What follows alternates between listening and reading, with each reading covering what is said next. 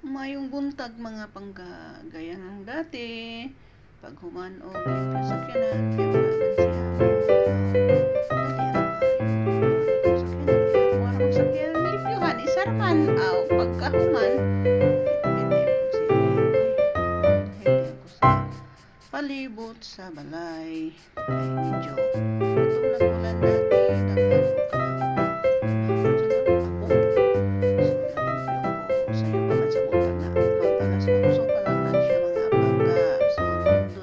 exercise mauna ginabuhat ako silid-silid para paninto mag-stretch sa mga kaugatan nato sa para buntag karon na po kay linggo man so wala man tayo ginabuhat human naman ang sakyanan nato di man kaayo talutong ugaw so dayon lang ta sa pagpanilhig mga pangga so diha beside pagkahuman ana di tunod sa ako ba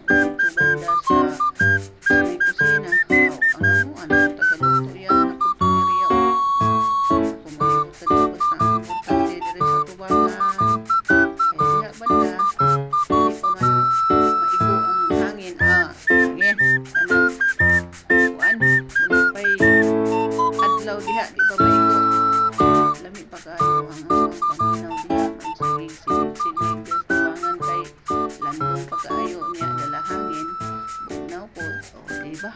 Hindi lami kayo ang mong paminaw. So ang duha dito, sila na bahala.